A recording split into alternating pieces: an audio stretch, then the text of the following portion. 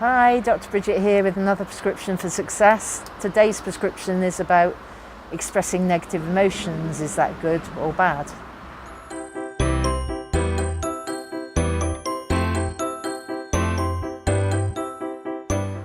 So expressing negative emotions, good or bad? Well, here's my take on it.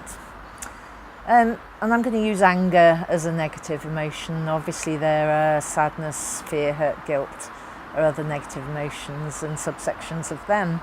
So if we take anger and you suddenly get angry, is that appropriate or is it inappropriate?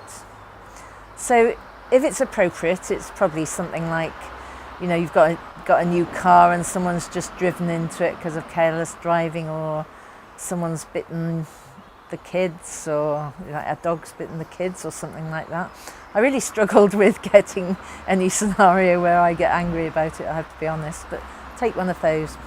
So that might be appropriate. So if it's appropriate, just make sure that you're in an emotional state in order to be able to communicate. So make sure that although you're angry, you can actually communicate about why you're angry. And then just be okay with the consequences of you being angry and communicating about it. So that's if it's appropriate, and you'll have to decide whether it is or not for you. If it's inappropriate, it's often due to things that have happened in the past where you've been wronged, or you've got those negative anchors that start pulling you back to events where you've been angry before, and then a similar situation has come along and you've sort of done that anger again, which probably isn't appropriate.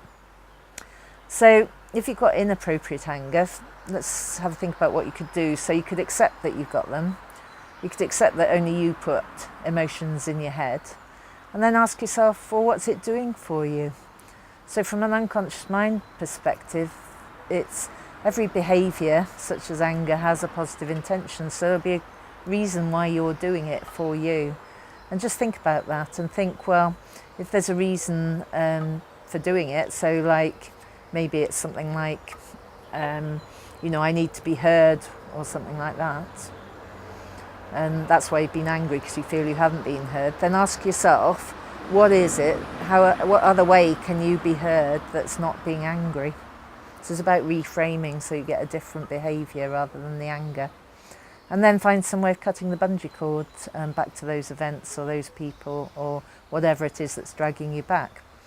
I happen to be an excellent bungee cord cutter. So if you've tried it yourself and you haven't been able to, then get in touch with me via my website. I'll put a link in the blog, and let's have a chat and see whether it's appropriate, inappropriate, and what help you might need with it. Okay, and I'll see you next week. Bye.